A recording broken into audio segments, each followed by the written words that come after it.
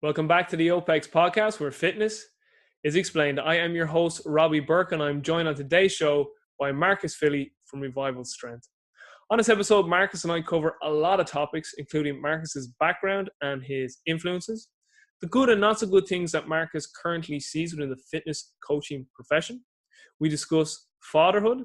We discuss Marcus's biggest lessons he has learned in his life so far. We discuss the CrossFit Games and who Marcus fancies to win the games and some athletes to watch out for. Marcus gives us his current and top book recommendations. If Marcus only had 1 year left on planet Earth, how would he spend that year? And finally, I asked Marcus the big question. If he could invite 5 people to dinner, dead or alive, who would he invite and why? Guys, this was an absolutely fantastic episode, Marcus. I know you're going to love it. Stay with us.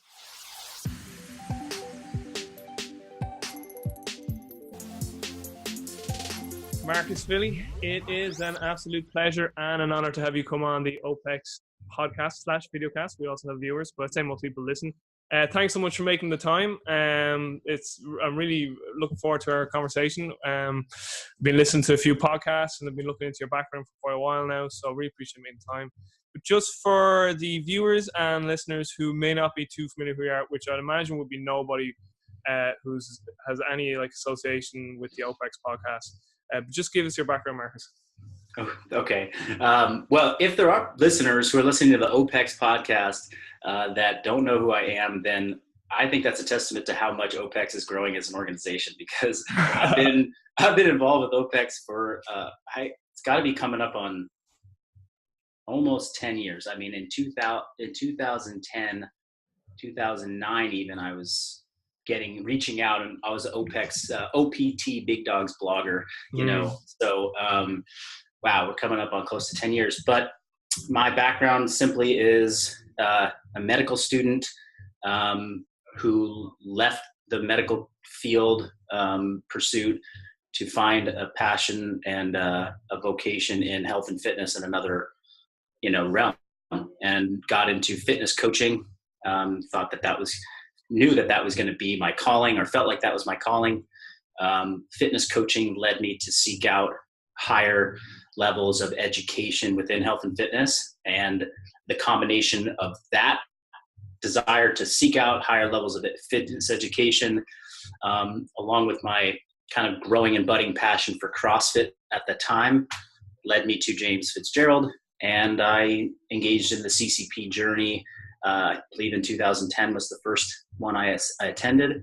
And then from there, became an OPEX athlete, and had a bit of a successful CrossFit, games career, while working alongside James and then Mike Lee, and all the while running a fitness business, once upon a time a CrossFit affiliate, now currently an OPEX license, but all the while trying to just deliver the best coaching that I could to my clients, and help them experience what I had come to learn as the benefits of, being fit as it relates to the quality of your life and to the relationships and the, career success that you can have outside of just the gym walls.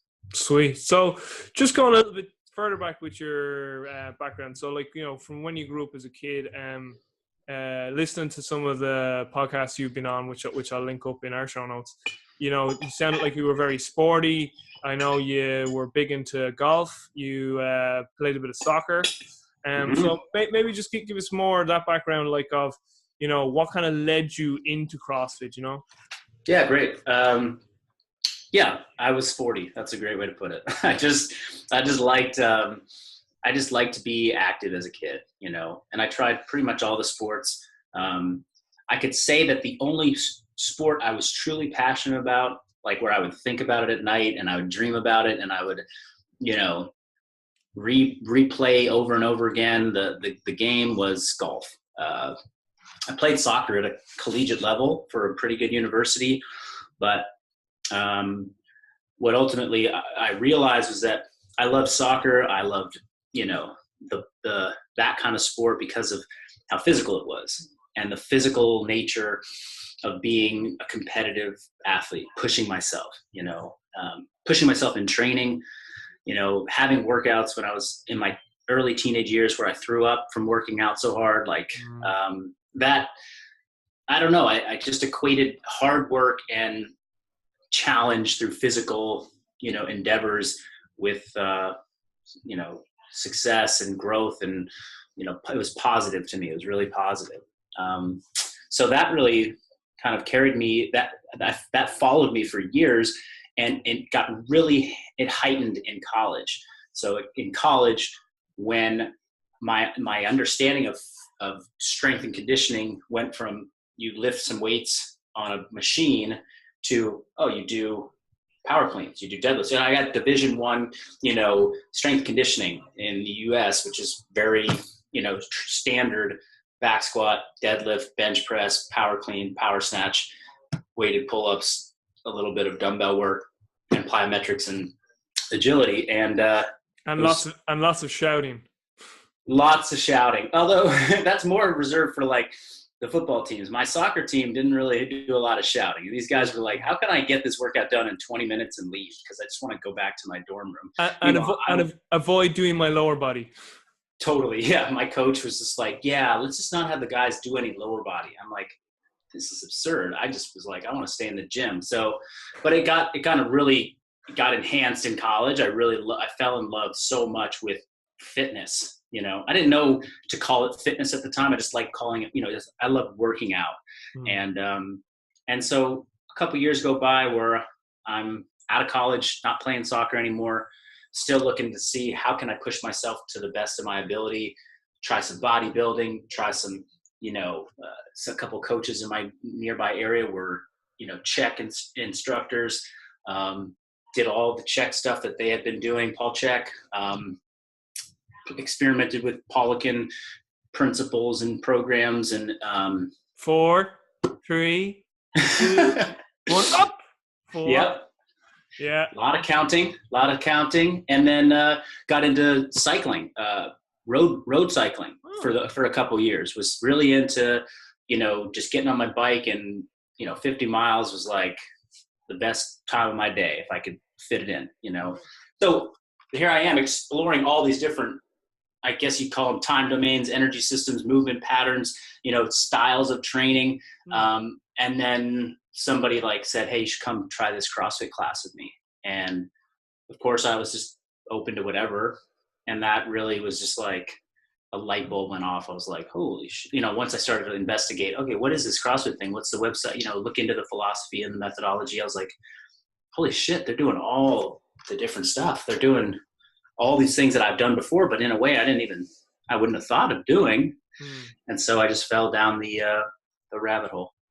Yeah, sweet. Man, I have so many follow-up questions. I have a list of questions here, but I have some follow-up ones. Didn't actually know about the cycling. Just going back to your education, why molecular biology? What were you always into science? Was I always into science? I was always good at science and math. So, I think I was into science. I think science and biology interested me for sure. And then once I started, I kind of made it, I had family that were in, were doctors in healthcare, in medicine. Yeah. So it occurred to me, okay, maybe I'll go into, I'll do a pre-med kind of college experience, or education. And, of the pre-med majors, right? So you got to fulfill all the requirements for pre-medical, school. Well, 10 out of 10 of them are prerequisites for a biology degree, right? I could have become a lit major, but then that would have meant I had to do all that plus, so I was being kind of practical, which most people going into medicine, they're tough. It's a tough course load. And then within that, molecular cell biology was one of the most rigorous departments to get through the prerequisites. And I was forward thinking. I'm like, if I have an MCB, degree from UC Berkeley, that looks quite good for medical school. The course material wasn't I don't think cell biology really got me thrilled, but but I don't know. I was being kind of thoughtful and practical about how I was going to best position myself to be a good candidate for medical school. That's funny. Berkeley, I think I've watched the medical biology lectures. What's the lecture's name? Is it Richard something?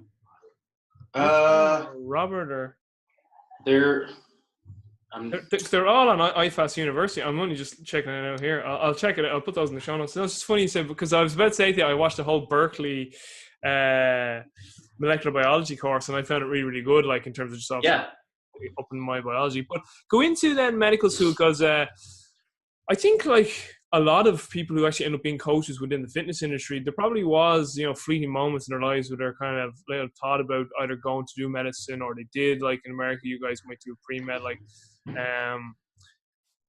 I heard you on another podcast talk about, you did the first year of medical school, and you dropped out. My question for you was, like, I understood why you dropped out, but like, did you not already know what you were getting yourself into? As in, like, kind of like most people are like, I went to medical school and I found it was all about just like, slowing down disease rather than like health promotion or disease prevention. Because you had family members already in medicine, so like my kind of question is, did you not already kind of know that was what it was going to be? Because it sounds like you were like, after a year, I was like, I realized this is what I wanted to be. But like you had family members, and I thought you might have already known that going in. And then secondly, following up, why didn't you think about, you could have been like, did your medical degree, but like you still could open up like a health or wellness facility? And kind of being someone to change medicine a little bit to more prevention rather than covering up symptoms, if you like. Yeah, no, great questions. And the second question answers the first question, really, because that was why I went to medical school. Was I knew that I didn't want to do traditional Western medicine. There wasn't a specialty that excited me, like, oh, I want to go and do that because they're doing it exactly how I want to do it. It was, there isn't. But you knew that going. You knew that going. You got. Yeah. I think you also have to keep in mind that in 2006, when I was applying to medical school, 2007, I was interviewing for medical school. Show me a model out there in that year that even gave me a glimmer of hope of like, well, this is how I'm going to do health and wellness. Very true. There weren't fitness people. There wasn't OPEX fitness. There wasn't individual coaching. There wasn't, the idea of a preventative health. I mean, like when I wrote I happily share it with you if you'd like to see it, but the essay or the letter that you write to medical schools upon application, it's like your, why you want to become a doctor and stuff like that. Yeah, fuck yeah, exactly. You should read it. It's basically me outlining what I do today in my career. It's saying, I'm actually surprised you got into medical school, because I done that, and like my friends like, oh, they won't accept you. They want just conventional thinkers. Yeah, well, I didn't get into the medical schools I wanted to get into and that I was qualified to get into. I wanted to go to University of California, San Francisco, which is just up the road, where my parents worked for 40 years. And it was like my dream. And I was like, this is going to be my life.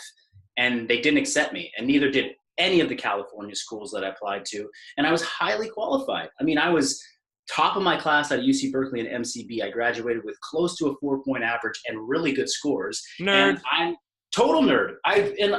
Beyond nerd, I worked, people have seen how hard I've worked in fitness. I worked equally hard to study for things in school and prepare in a way that was going to set me up for success. So look, I had a sense of wanting to go in and change things.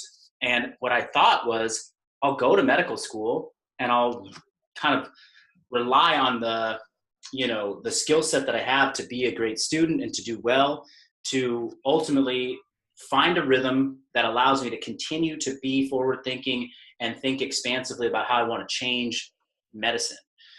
And the problem or the challenge was, I had like a little intuitive sense that like, this probably isn't what I should be doing. And this is where this isn't what I want, where I want to take my life path. But I didn't have another alternative that made sense to me. I didn't trust in myself to forge that path on my own.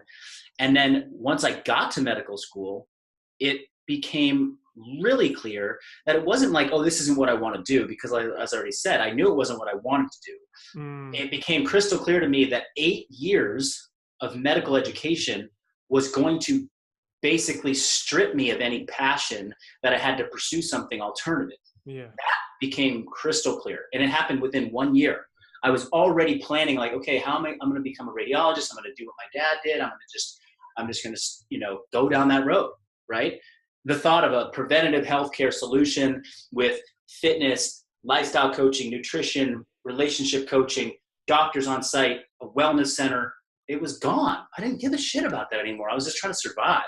And when I realized that I was just trying to survive and I wasn't, doing what felt like to me, like the real work that I was supposed to be doing.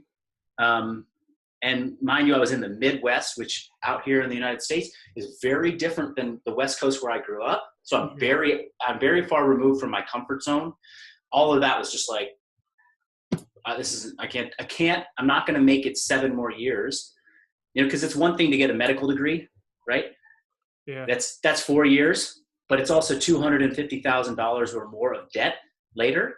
So how do you pay that off? You got to go get a job that pays a doctor's salary. But to get a job that pays a doctor's salary, you got to do 4 more years minimum of internship and residency so that you can become licensed and you can actually have skills that apply anywhere. Because medical students leaving medical school are pretty much worthless in a hospital. They can run errands for people, but they don't know how to treat patients. Yeah. So I'm like, geez, this isn't right for me. And I took a leave of absence from medical school to leave the door open should the other pursuits not work. But I didn't have any intention of I didn't want to have to go back, because I knew if I went back, then that meant that I was really out of options, and I wasn't going to have fulfillment in what I was trying to accomplish. No, I get that. And because I the reason why that resonates with me was because like I had very similar ambitions. Like I applied to some medical schools, and like I can even remember like writing out like those essays, and like it was all like, I want to like, change medicine and make it more make it more preventative rather than just a reduction strategy of symptoms. And it's going to be like all about, you're going to have like a physical preparation model and nutrition, and it's going to be health and wellness and functional medicine, and it's going to be all in this one building, and it's going to be great. And then like any of my friends who were in medicine were like, yeah, they don't like that. No, you're right. Well, so I'm in hindsight, I'm not surprised I didn't get into some of these schools. I mean, here I am talking this up in an interview with some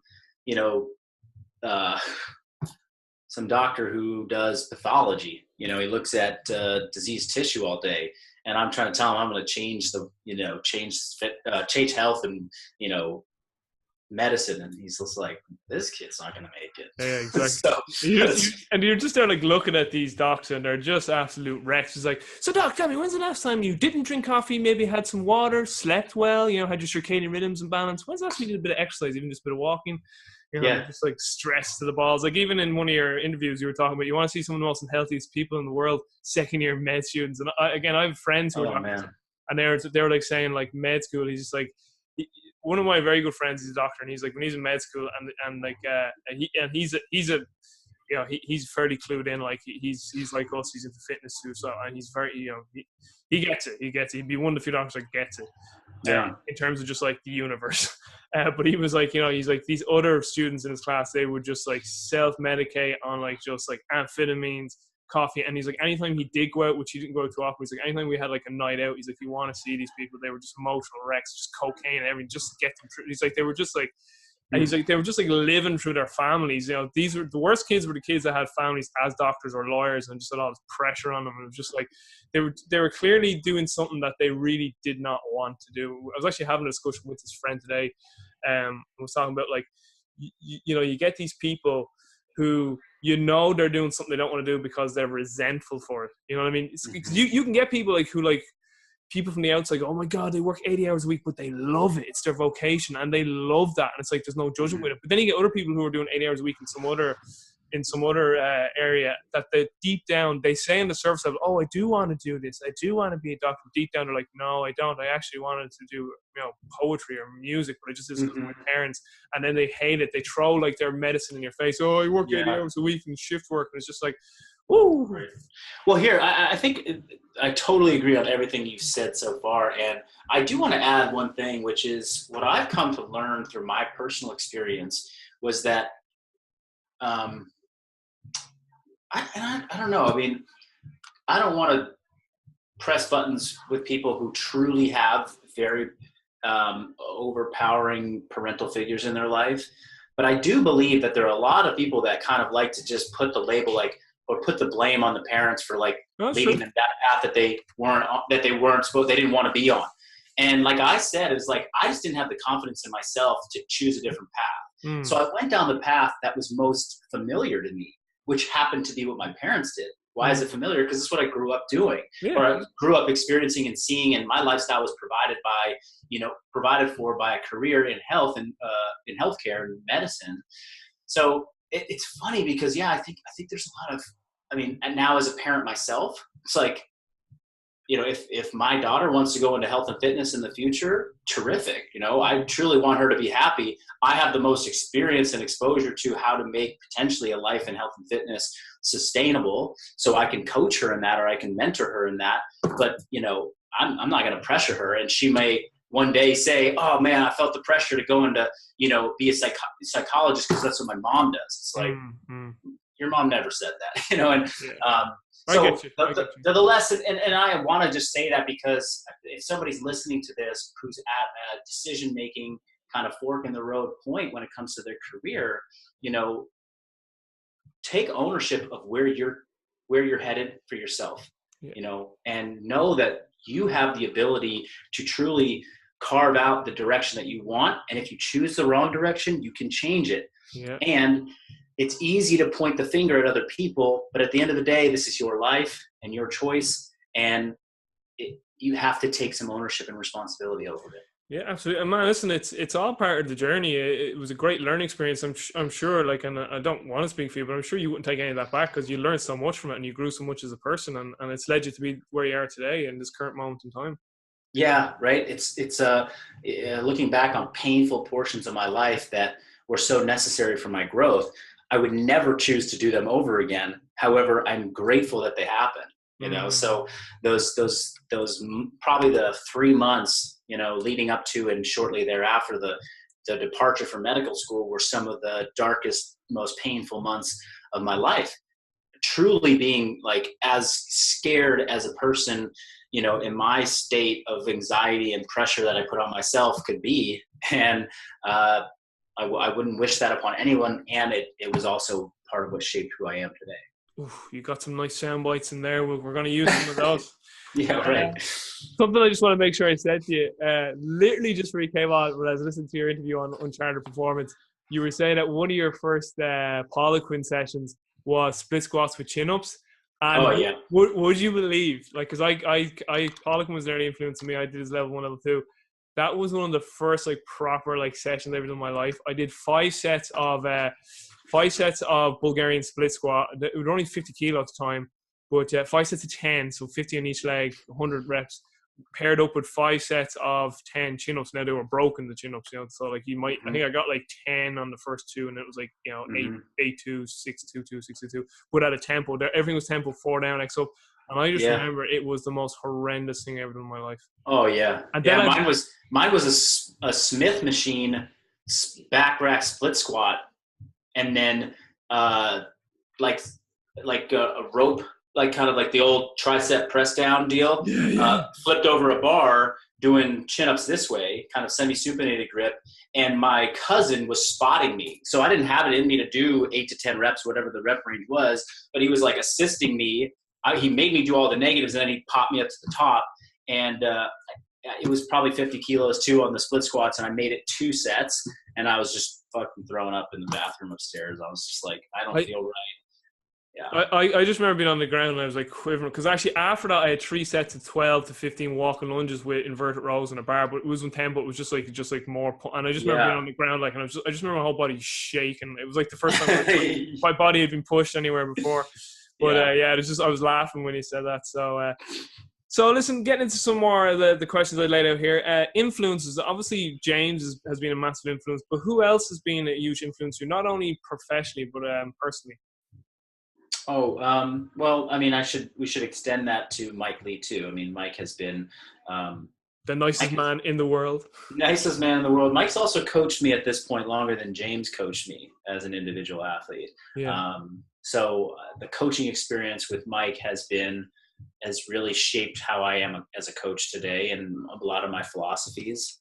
I know there's someone out there right now saying, ask him, who's better, Mike or Jason? Mike is way better. James is officially turned the episode off. Yeah. No, Fuck that's not a fair question. But it's like Mike's not who he is without James. I'm not who I am without James.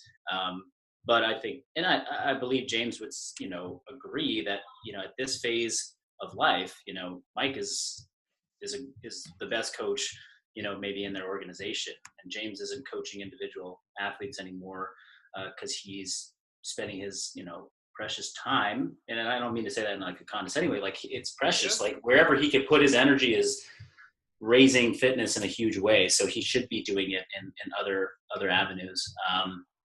But yeah, I learned different things from both of them for sure.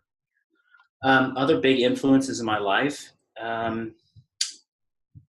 guess if we're just going to talk fitness.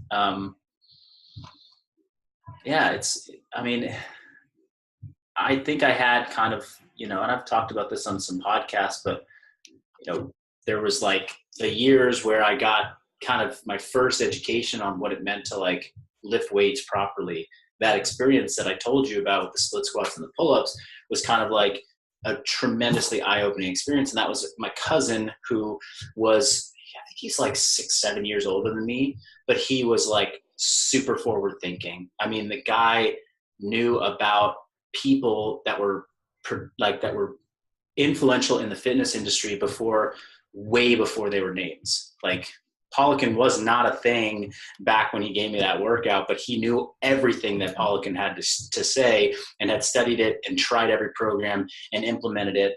So, my cousin Brian just was like, he was 10 years, 20 years ahead of the time, and got me on a journey, through really, he probably would look back and be like, oh, I barely coached him or barely helped him out at all. But it was just like seeing him, take an educated look at fitness and not just go and be a meathead. Like I saw the way I approached school in science and math and trying to solve a puzzle. And I saw him do that with exercise. And I was like, holy smokes, like you can do that. And so that was a massive shift in my thinking. And it happened when I was like 13 years old. And, I got turned on to testosterone.net or T Nation. And, at the time there were some really great people writing for them that went on to start big companies that are super influential today. And I was reading and approaching, my own little mini training experience, at the Gold's Gym under the guidance of some of the industry masters that are out there now, thanks to him. So that to me was super influential. I think that post-college, when I connected with like a local trainer here in the area who was actually the first, what I talked about that part of my life where I didn't have a good example of what you could do to make a health and fitness career, sustainable. So I chose medicine. Well, there was one person who was doing a pretty darn good job of it. And he was mainly a personal trainer. He was doing personal training, but using pretty good, principles like holistic, coaching philosophy. Hey, was he a Czechie? He was a Czechie. Yeah, his name's Krishna Farnsworth, and he's now been through some of the OPEX CCP courses and so forth. And he's still a local guy, still doing a great job. But what was influential to me was that like I signed on to work with him. He coached some group fitness classes at a local Gold's Gym, which basically for 10 years I found my way in and out of. But I was doing his sports performance class as well as his core stability basically it was basically like a Checky stability ball, like bonanza, and I loved it. And so I took a couple of his classes, and then I was like, hey, I've got this knee thing going on. I'm scheduled to have some surgery. Can you train me a little bit to get me prepared for that? I'd like to work with you. I just trusted the guy because of what I experienced in his group fitness class. And I remember he's like, yeah, let's do it.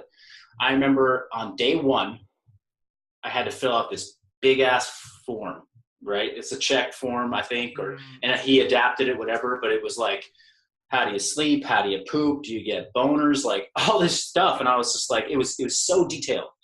And I was like, oh my gosh, someone's asking me about all these things. Like I've been dealing with this stuff, but I didn't know somebody knew how to handle this.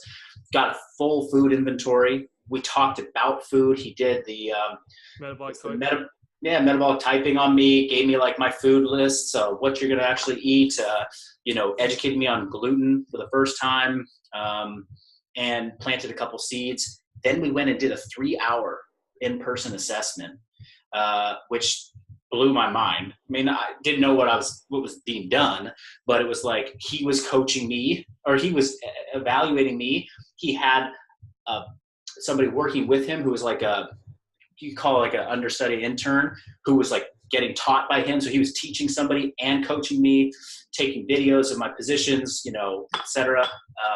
I got an exercise program, like a script, right, that had, pictures of what I was supposed to do, tempos I was supposed to follow. I was going to do this on my own, and I was still going to come to his group classes. It was like, I mean, now that I think about it, I'm like, holy shit, this is kind of what we do today, but it was just a different model, and it was using, it was just using a different system of coaching and kind of movement principles. But when I heard James's story later on in life, when I met James, it's kind of the same story that James had. He kind of was a Checky. He kind of did a lot of check stuff, and of course, tons of other, mentors that he had along the way, but using some of the same principles in terms of like how he was writing and designing exercise programs for folks. And so I saw that in 2007, and then I didn't even find CrossFit until late 2008, 2009. And I didn't find James until that year either. So this was like, again, an influential person in my life, when I didn't even realize it was like I was getting super influenced on what I might do later on. So when I look back, that was like pivotal, and I was like, there's something really happening here. And it's just, I think if I had stayed around a little longer, if I'd spent more time with him, I would have been able to say to myself, hey, I don't need to go to medical school. I can do this. But it was at this, I was like, I had already been accepted to medical school. So I was like, I had a start date, and I was just getting to know this guy in my year off prior to going to medical school. Really. You would have been a Checky. I probably would have. I mean, I almost did anyway. I was like, I got to go through this whole education process. And it's funny now. It's like doing a lot of this functional bodybuilding stuff that we do, it's like we're pulling out a lot of those fucking old exercises with the stability ball, and a lot of things, like a lot of principles that were certainly popularized by him many years ago. I've been lucky enough to interview Paul twice in my own podcast, but I love the man. I love him. And I like, it's funny because people used to give out years, like people are like people. It's kind of evolved now. Like people accept like all the fucking what most people would say are like the mash he talks about. But I always love when he goes down the deep rabbit holes, like about spirituality, life, and the universe, more so than when he started talking about exercise. Because I was like, the exercise stuff in check. Yeah, I can. I take some. I don't take some. But I was like, I love when he gets into the deep shit. I'm like, yeah, that's the stuff I want to listen to. I think he's great. I think as a profession, as a coaching profession, we do owe Paul a lot. Like he was well ahead of his time, man. I mean, he was talking about gluten like in the late 90s, early 2000s. Like his book, How to Eat and Be Healthy, that was like written in I think that came out in like 2004. So that came out in 2004. So he must have been writing that at least a year or two before that. So like that book's in the early 2000s. Like, so it's well ahead. That's incredible. Totally. Yeah. So Marcus, a question I like to ask guests on the show is the good and the not so good that they currently see within the coaching profession. So what are the good and not so good things that you currently see in the coaching profession, and with the not so good things, what solutions would you offer? Well, let's run through the good things. I think I see I see more and more people interested in pursuing careers in, fitness coaching, which I think that just shows that there's a growing respect for that as a career path, and, a way to earn a living, support yourself, and potentially impact people in a positive way. So that's definitely, and I mean, I don't know what we owe that to as a collection of things, but that's certainly one thing that stands out to me. I think additionally, just utilizing just such a wide variety of movements and tools and training implements. And I mean, again, like 20 years ago, or the early 2000s, like there were you could probably count on two hands the number of gyms that had platforms in them, to do Olympic lifting, or a pull-up bar, or any of the things that we use regularly in our, coaching of clients. And, now we have that is so prevalent everywhere. And, the tools are available for people to, really expand what they can offer clients in terms of movement prescription. So I think that's super important, because, you may be a great coach and you may be able to give people the best prescriptions possible. But there has to be an element of joy and fun in their training for them to really stick with anything for a long period of time. I mean, we kind of have to play the game of how do we keep this entertaining for the long haul, especially for Gen Pop people, not so much for athletes. Athletes are just tell me what to do. I'm going to do it. I got to get better.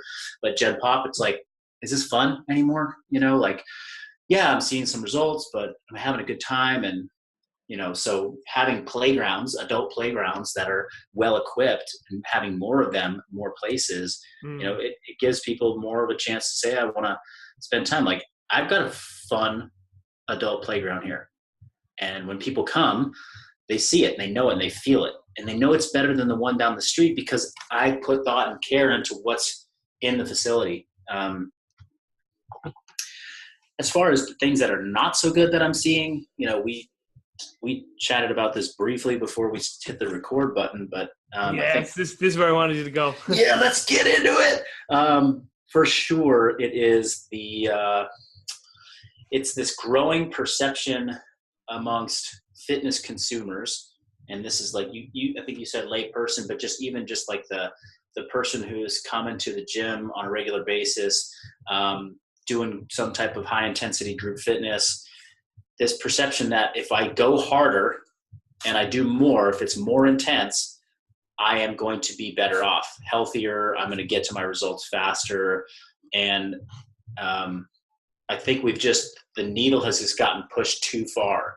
I think there was a time when people would go into the gym and they would kid themselves that they were actually doing exercise, and there's still, I think the vast majority of people are still in that camp. They're going to the Globo gym, they're walking, they're looking at their phone, they're walking on the treadmill for 10 minutes, and then they're going over and hitting a couple machines, and then they're going home. Yeah. We're not talking about that specific population. We're talking about this other sort of problem. Yeah. That's a We're talking about this other group that's I found high intensity fitness. I realize now that you have to do a little bit of work. It has to be kind of hard for it to be successful. You can't just have somebody like I said, you can't just walk on the treadmill for 5 minutes and eat a pizza and get healthy. But it went past the point of it takes hard, you got to put in a little bit of work to get some results. And now they're I got to basically throw up, and I got to feel totally blown out every day. Otherwise I may not have actually gotten my workout in. And that to me, that to me is really where I feel I'm trying to make an influence in fitness, is kind of try to capture the essence of what I just said in a message through social media, through online marketing, through my coaching programs and clients, is to show people that, if you're in that camp that's way over here, I got to crush myself with the high intensity, high volume program all the time to feel good or to see results, that actually, let's pull it back a little bit. And here lies the sweet spot of, you can feel good, you can look good, you can move well, and you don't have to spend 3 hours in the gym every day to do it. Mm-hmm. Yes, it's like, you want that sort of Goldilocks effect, you know what I mean? So a lot of people, as you said, they, kind of, most people are going there and they're just kind of kidding themselves at how they're working, but then you got this like swing in the pendulum where they went beyond Goldilocks and went straight over to so they went from like the cold porridge right over to the roast and hot porridge, and they kind of like that optimal zone of where they really need to be. But like, it kind of brings you to a question then of like exercise addiction, and like addiction has been a thing I haven't been really investigating it too much. What I've been investigating a lot lately, thanks to Pat Davidson, is this idea of dopamine and the reward system in the brain, because I did a lot of research lately in skill acquisition, and they were saying that like the dopaminergic effect of skill acquisition is very important to keep people motivated, so they'll keep wanting to keep going back and practice and get better. No matter what the skill acquisition is, be it in sport or like music or anything. But so like the thing with addiction is that when you say addiction to most people, they automatically think drugs and alcohol, but like so many things are addictive. Like people have like food addictions, and then they have like addictions to like certain habits they have planned throughout their day. Like coffee can become an addiction, like sex can become an addiction, like loads of things. So exercise is another form of addiction, and you can see a lot of people who self-medicate on exercise. And I suppose, like the question that myself and James have kind of spoken about this before, and I just like to get your perspective on it. Like, to you, when does exercise go from being beneficial to a destructive addiction? Where is that line? Like, like when can we differentiate between it again being beneficial and a detriment to somebody? Again, if their goal is just longevity and health, and they think that they have to absolutely dog themselves every day in terms of exercise to get the benefit, and obviously it becomes a self-fulfilling prophecy and addiction again, that they need their hit then, or they need their crack cocaine every day. Then you're trying to tell them that you ever hear of 80-20? Like 20% of the time is what you want to be doing, but you're doing it like 100% of the time. So your thoughts on like exercise addiction, and kind of where is that line between it being again beneficial and detrimental? Yeah. Well, I honestly think that if you were to like just look up the DSM criteria for, addiction or, substance abuse. Which you're looking at right now. I did. I searched it because I was interested in what maybe popped up as like the main criteria. But, I know a lot of it would overlap into how we could define, addictive behaviors in exercise. And, from my like little bit of psychology that I got when I was in, undergrad medical school, it's like the big categorization is like, if this thing starts to negatively impact other areas of your life.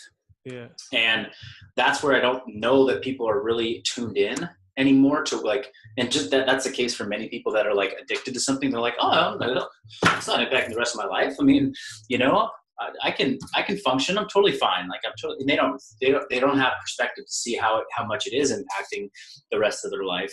They start to get little voices, inside their head might mention something periodically, like, why do my knees always hurt? Or like, why do my, why have I've been having diarrhea for like, days and days, or like, there's little physical symptoms, and then there's emotional and energetic symptoms that people might be having. But the link between those and their excessive exercise or their too high of an intensity exercise program hasn't really connected yet. And, I think it's something I thought of when you were talking about this before we got into the, labeling it like addiction, was I think it's important to recognize where in my mind, where this all kind of stems from. It's like, nobody just goes and starts punishing themselves in training. I mean, very few people go and punish themselves in training to the level that they can punish themselves today without a model of what that looks like in front of them that looks appealing and sexy. It's like, oh, I saw my friends doing it, so I wanted to try it, right? Well, here they are seeing their the fitness role models crushing it. It's like many of the people we're talking about are in the CrossFit space, and they're doing CrossFit, or they're doing high intensity functional training, whatever you want to call it, but it's motivated by now a sport that is played like a sport should be played, to the highest degree of capability and physical, tolerance. And that is not what most people come to the table with. They don't have that kind of environment that they can push themselves, yet they're inspired by what they see, those figures, those athletic figures in CrossFit doing at the highest level. So they start to mimic that. And then really the person that's a link between that is the coach, right? Because the coach in many CrossFit gyms is like me, super inspired by the CrossFit Games, sees what they're doing. I'm going to do some of that for myself because that's what gets me excited. And then that starts to influence our subconscious, like, oh, I'm going to coach people this way. Oh, that's what they need too. So it's this trickle down through facility owners and coaches, ultimately to, the end consumer, who's just this innocent person who comes in and says, I want to get fit. And then they're like, yeah, this is how you get fit. Check out see the posters on the wall. Go ahead. Yeah, but that person who comes in, that just say, again, just for lack of a better term, that layperson, fit to them, what they mean in their head is health. I'm just here to be healthier and live longer. But But then they get like miseducated that, like, fitness and health are the same thing, and they're just nuts. They're not. So they're just two completely different things. Like, fitness is defined as the ability to perform a specific task. So, for instance, like, because I used to teach at the personal training college, and I always say to the students, because I knew what they'd say, I'd say, who's fitter, powerlifter or marathon runner? And they'd always go, the marathon runner. I'm like, who's fitter to lift the heaviest weights and squat, bench, and deadlift? And they go, oh, the powerlifter. I was like, yes, fitness is task specific. So you got to be very specific with that. But people, again, saying the more general pop person, they confuse that like fitness equals health. I was like, no. That's not. The general population person just doesn't have vocabulary. They actually don't. They haven't confused anything when they walk in. They just say the word that they hear in media. Oh, I want to be fit. They don't know that, like, oh, you want to be healthy. You want to have better energy. You want to have better circadian rhythms. You want to have, better digestion. Like, they don't know any of that stuff yet. And so you're right. It's a miseducation on the part of, But they think like high elite sports people are like the healthiest people in the world. It's like, no, they're fit to do their specific sport, but if they're not healthy in terms of just like global human longevity capability. I actually don't know. I don't know about that. I know that they recognize that they're super fit, but the other thing I hear super often, especially being a very fit athlete, was, I don't want to be like you. I just want to get in shape, like, oh, I don't want to do what you're doing. I'm not going to, like. True. Yeah. True. I do believe that like your lay person coming into a gym isn't of this like delusion that they're going to suddenly become, the next NFL player. If they just follow the training program. They know that there's a separation, whether they believe, Jerry Rice was the healthiest person on the planet when he was in his prime or not. I think it's not real. I mean, I don't know if that's influencing the conversation too much. What is influencing the conversation the most is that middle ground where the coach sits there and says, oh, if we do it like the elite people do it, you're going to be healthy. And that is confusing people. But they're buying it. They're eating it up until year 2 or year 1, year 2, year 3, where they're like, something's not right. What's not right? And how do we fix that? How do we change that? Yeah, I guess like a story I always tell is like, from where, like, just I've heard these stories sometimes, like you'd often like hear these stories about, like, there was this guy Jerry and he was in his 50s and he jogged every day, but Jerry was like he was a hedge fund manager. He was so healthy. He didn't smoke. So this is like people saying this. I knew Jerry, jogged every day at lunchtime, but he looked horrendous. Like, you know what I mean? And then, like, he was stressed.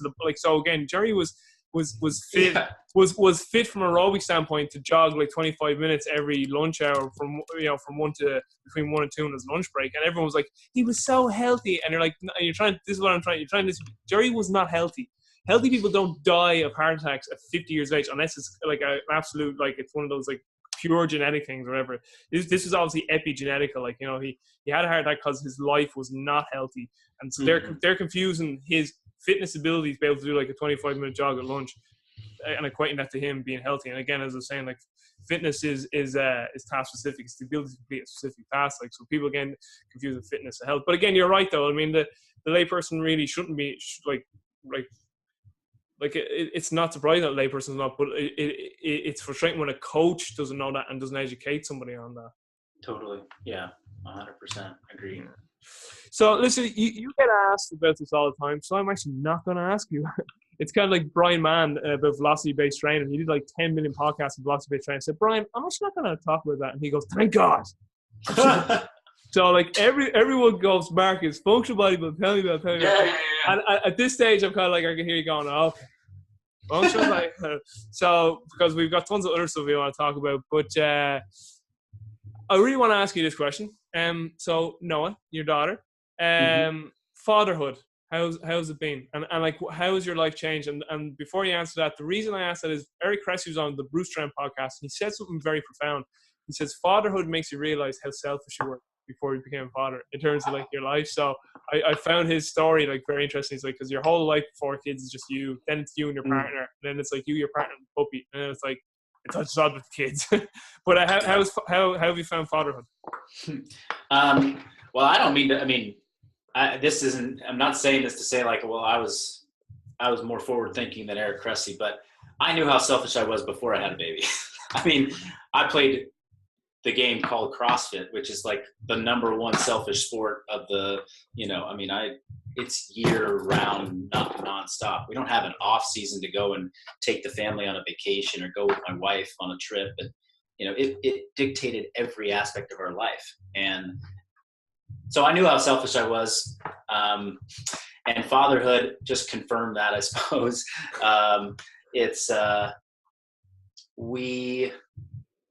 It has been an exercise in, I think the biggest thing that's changed for me is recognizing how much energy, it requires to maintain healthy relationships in life. Yeah. The relationship with my wife, the relationship with my, employees, friends, because when Noah was born, there was suddenly this huge demand on my time, and it just didn't leave other things will get done, right? You will go and work because you need to earn a living to support the lifestyle that you have. You will feed yourself, because if you don't feed yourself, you will start to get sick and die. You will bathe yourself. Like people talk about, like, oh, I haven't taken a shower in days. You'll get back to taking a shower. Like you'll do all those things, but the relationships to the people that are closest to you, those are easy to say, I can't get to that. I can't get to that, because now you have a relationship to this other person that they're dependent, their life is dependent on you. So that becomes the priority. And that's something that I definitely took for granted in what I had set up and built in my life, like the quality time that me and my wife set aside for each other daily, weekly, prior to the baby, right? It got challenged. It got challenged with, with this thing that we love so much that came into our life. And so it's really made me look at, how much am I giving towards those parts of my life, those people, without, I mean, while also being completely like, honest with myself that I can't stop being committed to these other areas of my life that really feel like obligations and feel really like big responsibilities. Like I have to keep working. I have to keep training.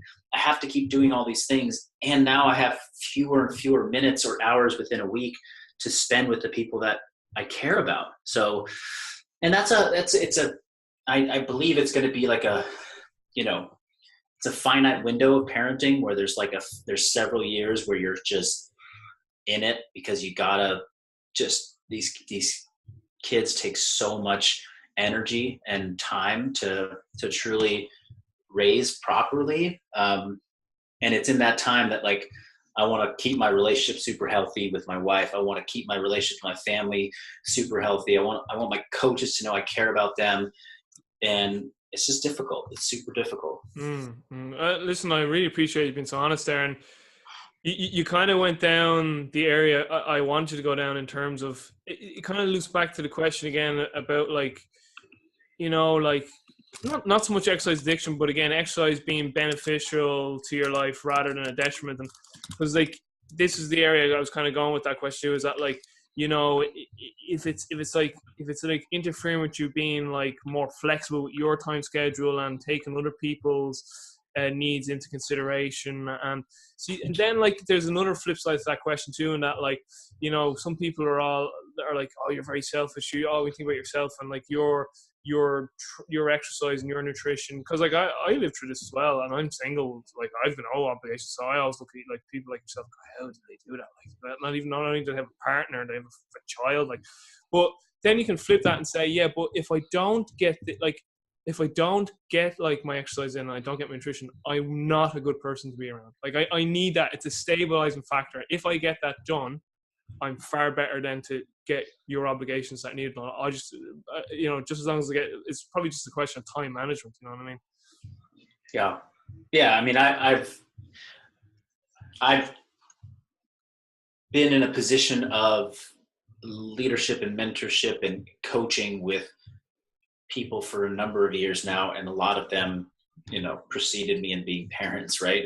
So like my average member at my gym for years was a parent, and watching them go through this child, raising process. You were like, fuck that. Well, no, I was preaching the same things that you just said. I was saying, no, you got to take time for yourself. Otherwise you're not going to be a good parent, or you got to take, and they're probably looking at me like, this guy doesn't know what the fuck he's talking about. Doesn't have kids. Like he's just, and so here I am doing it. And I still am trying to hold very true to those same principles that I've coached and educated people on. I got to get in my training. My wife has to get in her training. For me, it's a little easier because my office is in a gym, so I can just walk out there and do something. But think about how many fitness trainers are out there that don't exercise because they just keep themselves too busy. They don't make time for it. It's too many, right? So we're trying to live those same principles because we know that if we eat well, if we move our bodies daily, if we, take some time for ourselves. And I talked about this with my wife. It's like, if I get my shit done, then when I come home at the end of the day, it's going to be the best hour and a half with Noah possible. Yeah. If I don't get my shit done, I'm going to come home. I'm going to be preoccupied. I'm going to be thinking about the emails I didn't get to. I'm going to be thinking about, that I feel crappy and I'm feeling kind of like my body doesn't feel good because I haven't moved in a couple of days. Like it's just night and day. Yeah. I think another thing too is a lot of us have fallen down the trap that if we don't again, it goes back to this idea of did we put in a good hard session day? A lot of us fall in that trap that if we didn't train, we weren't active that day. And yet you talk about, and actually I'm going to ask this question, has the guy walked past the office yet? The guy, no, actually I've been so focused down here I haven't seen him, but I imagine he has. The walking guy. And you know what, there's a really good part in Ben Greenfield's book Beyond Training where he talks about this. He gives this hypothetical situation of two people, a guy and a woman, and one guy's all about just training, like he's a triathlete, all about training, and he's always rushing around I'm eating busting, he's always stressed out. And then he talks with this other woman who's a triathlete, and she's like, this woman, she doesn't train, she only does 3 hard sessions a week. She cycles everywhere, she gardens, she spends loads, she socializes. And he's just it's just they both are at the same level in terms of competitiveness, like, you know what I mean, or whatever. And they both have.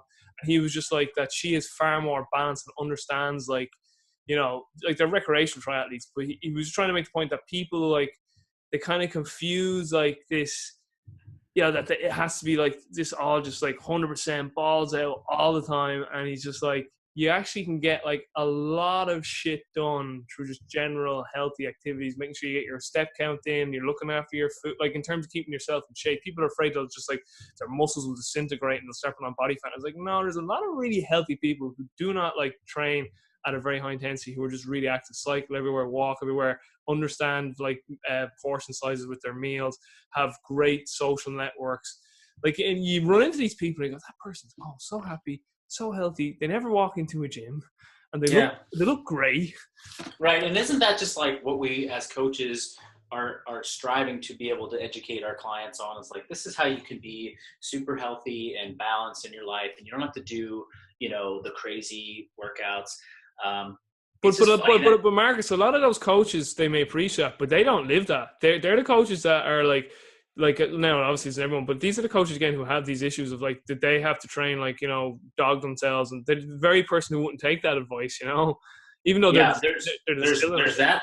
That's one problem, and the other problem is that you tell somebody that. I believe that there's right now a lot of like potential customers out there that might hear you preach that, and they'll be like, okay, well, if that's the case, I don't need to pay you $350 a month for coaching to go do that. Point. That's a good point. So then the coaches are like, oh, I actually got to give them a little bit more than what they probably truly need in order for them to feel like they're getting something from me. You know, like, I don't want to, like, I'm going to do ID coaching with you. Great. Your prescription is 2 workouts a week. That's your ideal. Paying you for 2 workouts a week. That's it.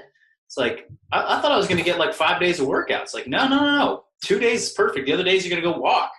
They're like, why do I have to pay you all this money for that? You know, or well, you could set up a model where it's 2 intense days and the other 3 days are more moderate. But again, that's still an education piece you have to give them, because I know Joel Jameson's trying to do that. He calls them high intensity recovery sessions, and he's like, he calls them high performance recovery sessions. And he's like, I actually had to name them high performance recovery sessions. People would actually like coming, high performance recovery sessions, and he's just like, yes, you're doing recovery today.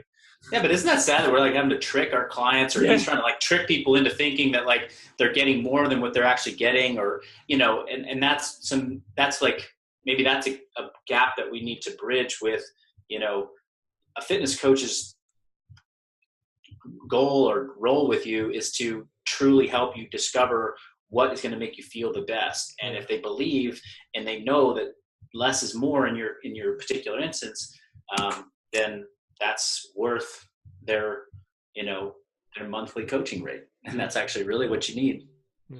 All right, so that we kind of slipped away there from fatherhood, but listen, I really appreciate again being very open and honest there. And just wrapping up here with a few things. The Revival Nutrition, why?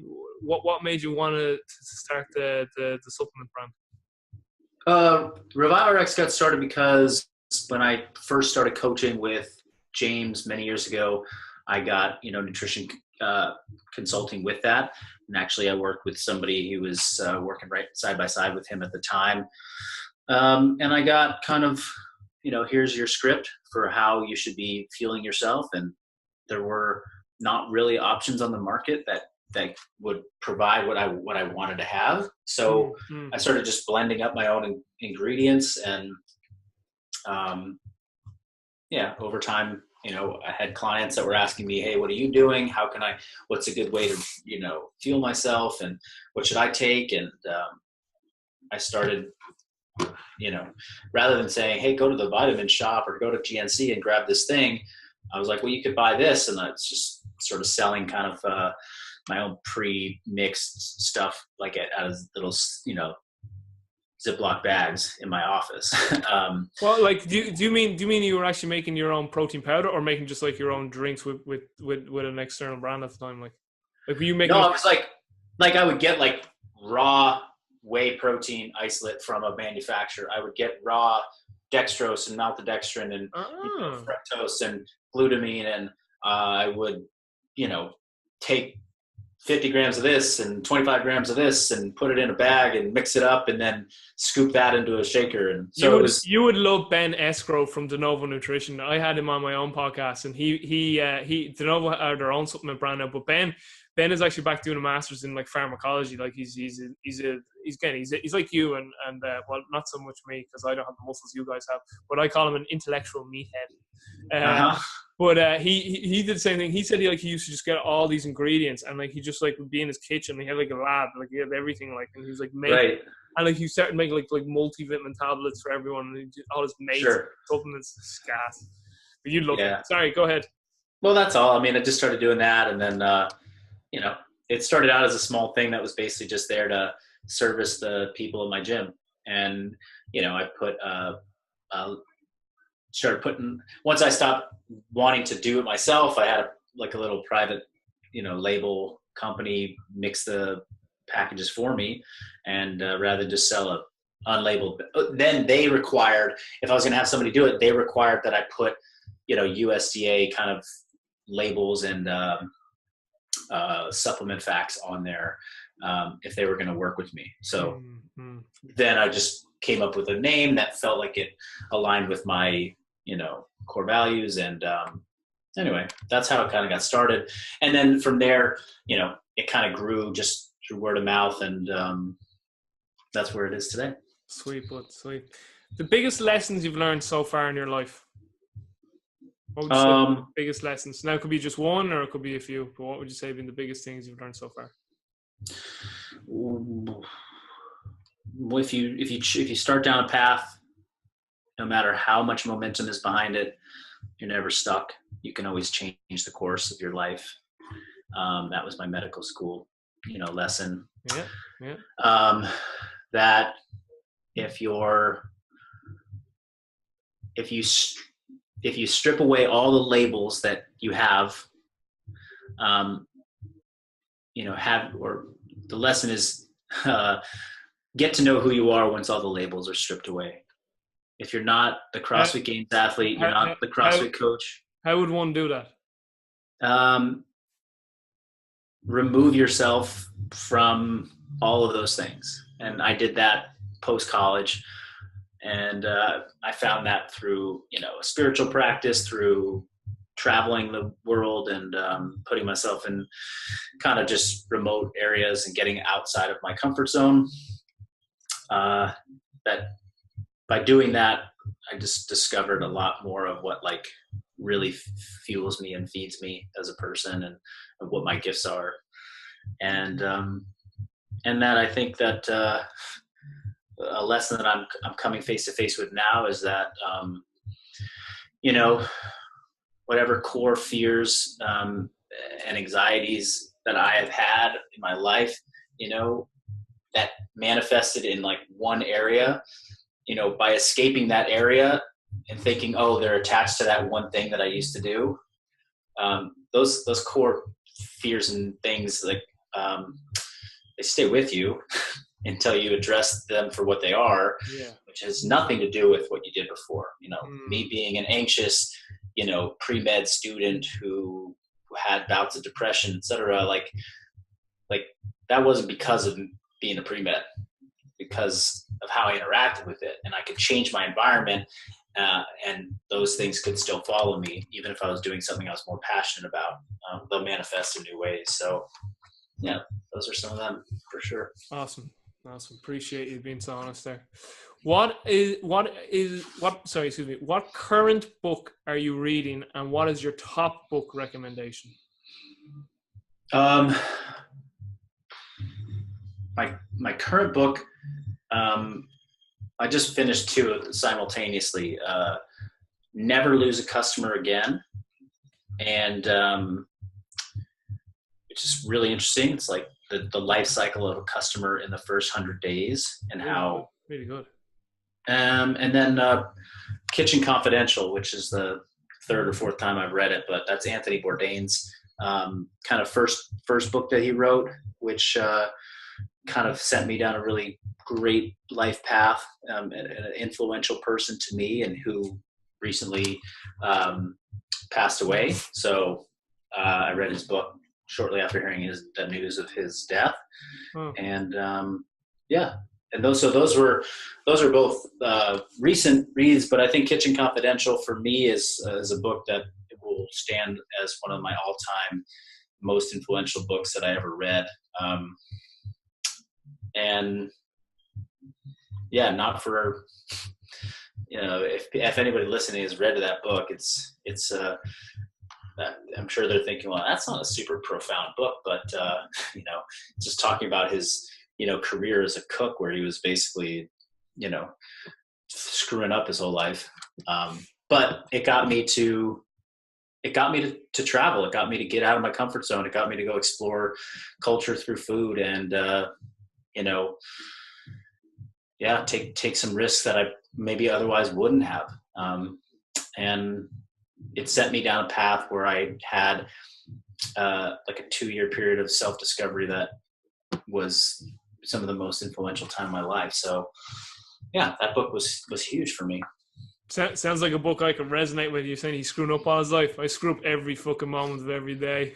It's all part of the learning experience, baby. So yeah. Last few fire round questions. I mean, if you gotta go, you gotta go. Don't worry about it. I was gonna ask you, so that they're your current and top book recommendations. In terms of just resource or a resource, what would be your top resource at the audience? So like, again, that could be, you've already mentioned a book, but like it could be maybe a podcast, it could be an online course, it could be a person, it could be some sort of continuing education. The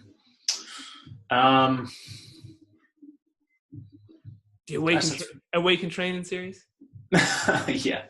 Yeah, that's it, right? I've been, I would say really like the last 2 years of my life have been as a professional, I've been very much in a creative space and less in a learning space. And that's not to say I don't learn. I mean, the biggest source of learning on a day-to-day basis is my training and is my relationship to Mike, and is that like the thought and energy I bring to how does my training, what does that mean in the bigger picture of fitness for others. And I'm taking that and creating programs and creating material that I think would resonate with the audience that's out there. So that's to me like where I'm creating and learning simultaneously. It's how do I synthesize the last 15 to 20 years of my fitness experience into something that's digestible for the lay person or the person who's in that category of like overextending themselves with fitness.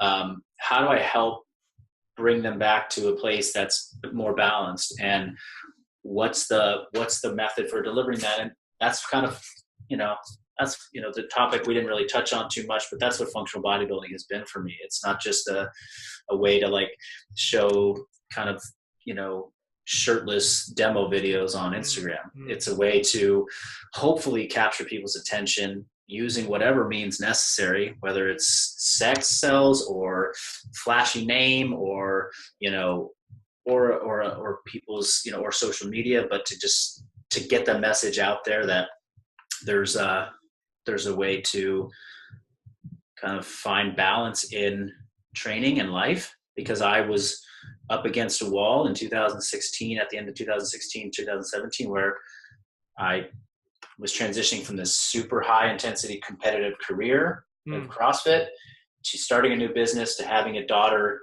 and still wanting to stay committed to fitness and generally feel good. So yeah, that's it. Sweet. You've 1 year left on planet Earth. How would you spend that year? And I'm just going to plug in my laptop while you think about that, because my battery's low. Keep going though. Sure. Yeah, 1 year left. I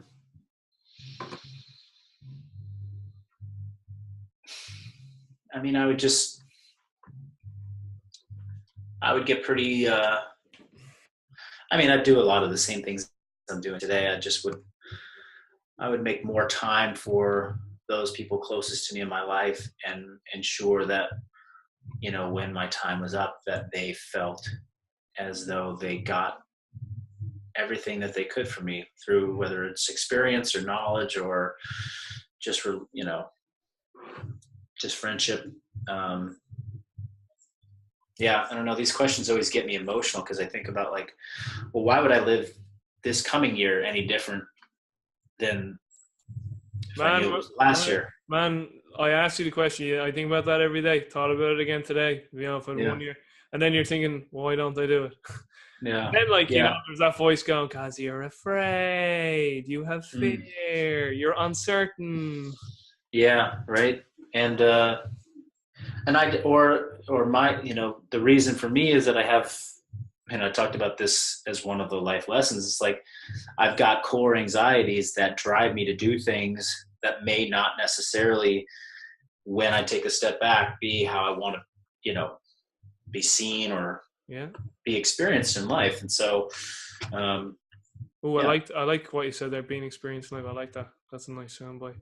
Again, listen, I appreciate the you've been so open and honest. This is why I love these podcasts and these conversations. But I appreciate that. Last two for you. Your tips for the CrossFit Games. So who do you think is going to win it? And do you think is there anyone people should be keeping an eye out on?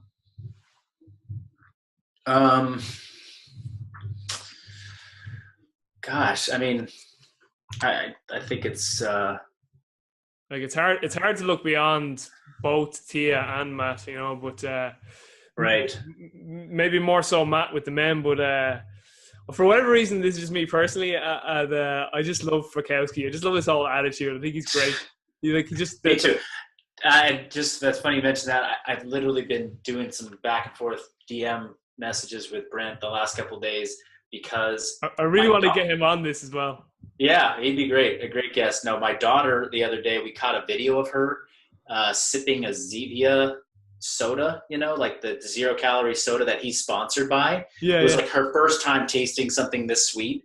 And it's the funniest fucking video ever. She just loses her mind like, oh, what? Oh, and so I sent it to him. He got a kick out of it. But your daughter's like, why have I not experienced this already? yeah. I like him. I think Fraser and Tia are going to be obviously, tough to beat again. I think Annie has been awesome to watch. Win, kind of fell off, and then has just been climbing her way back. And it's like she's had a crazy career, spanned a lot of years, and she doesn't seem to be slowing down. That's pretty cool. Then for me, I think I want to say he's not a newcomer, but he kind of reminds me of that BK Goodmanson. He was like, I remember first year he competed, he was like 25th. The next year he got a little higher, and then he was like a podium finisher. He just went right up, and now he's like always in the top 10 conversation. That guy James Newberry from Australia. I've just seen him like first year. Qualified, was like, this 2016 did well, actually didn't do that well at the games. I think he was in like the 20-30 range. Last year was the top finisher one of the top finishers out of Australia, got onto their team for the invitational. This year, I think he won the region like by a huge margin. I think he won all the events. I mean, he was crushing the Australia region. Not that it's the most competitive one out there, but it's just like I'm seeing him go up and up. So I don't know. He could probably pull a top 10 this year, which would be like, and forgive me if he got top 10 last year and I don't know that, but I don't know. He just jumps out to mind. Yeah, with the females too. This is me. I always really like Sarah Sigmund's daughter. I just like her. Anytime I've seen videos of her, but I also get the sense she's just like overtrains. It's just like, yeah. I don't think she's had a coach that's like really, know what to do. I would love to see Mike Lee or like one of the people from OPEX. No, Olsen be interesting because he's after working with Max for the last year. Well, he's been with Max now for two years. Last year he was with Max too, and maybe even for a little bit the year before that, but no, definitely last year. And yeah, I mean he was fourth place last year, so I think he's solid for one of the top spots. But again, you get into that top 5, it's It's tough. Like, don't get me wrong. Like, I've never spoken to Matt Fraser, so but he's not going to watch or listen to this. But like, respect the hell out of him, and I think he's great. He's a fantastic athlete, great time. But I really love Wachowski and Felmer, the two Canadian lads. I just think they're gas. Definitely Brent. He's just so funny. I just love everything about him. Oh yeah. So he's gas. He is. But I'd really love if he won. It'd be great. And obviously for the females, I want Tennille because of OPEX. And she did really well last year. But final question for you, bro. We're going for dinner. I ask everyone this, so I don't know if you're prepared for this or not. We're going for dinner, and I say to you, Marcus, you can bring 5 people to this dinner tonight, and they can be dead or alive. Who are you going to bring to this dinner and why? 5 people. Well, Anthony Bourdain is going to come to dinner. Nice. I'm going to bring his best friend Eric Repair, another chef. Cool. Just because I think that the conversation between those two would be extremely interesting, and I'm gonna bring Kevin Hart because I just fucking can't get enough of that guy, and I just know that it would be a fun time if he's a funny around. man. Yeah, he's a funny man. And then to piggyback on that previous concept, like who does he play well off of? Conan O'Brien. Anytime I see those two together, they are like, it's just nonstop laughter. And yeah, I don't know. And then maybe Conor McGregor, just because I think that he's just a total mystery, and he's I don't know. I just find him to be masterful as an athlete, but also masterful as like just he seems to just have painted a vision of how he's going to play out his career, and it's like a chess game. He's like, okay, now I got to go and beat this. Okay, I'm going to go do that. Okay, now I got to do this move, and just kind of interesting to see that unfold. He's only down the road from me. Oh, is that right? Yeah, well, like Dublin's a small place, so this is where Connor's from. He's from Dublin, so you'd often see him around Dublin sometimes. Yeah. It's this very funny clip of where there's guys in the inner city of Dublin, and like they're pretending to be Connor, and then Connor literally pulls up in the car right beside him, and like, no way, it's McGregor. That's very, very cool. I think he just got picked up by Nike. I just saw him post a picture, and he's all Nike'd out. Probably did. He was Reebok for a while because he was with the UFC, but now I saw him with the big Nike. So he's finally on my team, is what I'm trying to say. As a Nike athlete prior to Connor, welcome to the team, buddy. If you want to chat about what it's like to be a Nike athlete, you can call me. That's funny because Roger Federer just left Nike. He went to another brand there now. So, he did? Yeah. So they've McGregor on board now. Sure, Nike, they'll never be short of having top names associated with them.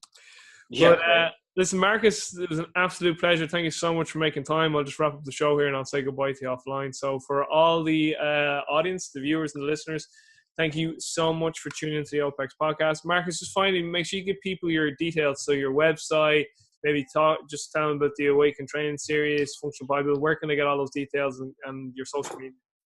Yeah. Follow me at Marcus Philly on Instagram. And functional.bodybuilding also on Instagram. Those are 2 different accounts. Be sure to sign up for our my email list, which is at revival-strength.com. This will all be in the show notes, so I'll put all that. Yeah, but our email list is kind of my platform to send out kind of weekly content and material that I'm called to write about, educational stuff, some functional bodybuilding material. So yeah, it's a good resource. And other than that, if you're local, which I doubt there are going to be too many local listeners, but they should definitely come and pay us a visit at, what is OPEX San Rafael or Revival Strength, our gym. And we love visitors to come from all over and visit us here in San Rafael. You do remote coaching too. So if someone's watching this and like, I think I'd like to be coached by Marcus or one of his staff members, they can also go on the website and find out more about that. Yeah, all that stuff's at revivalstrength.com. Right, sweet. All right, guys, thanks for listening. Thanks for watching. Peace. Thanks so much.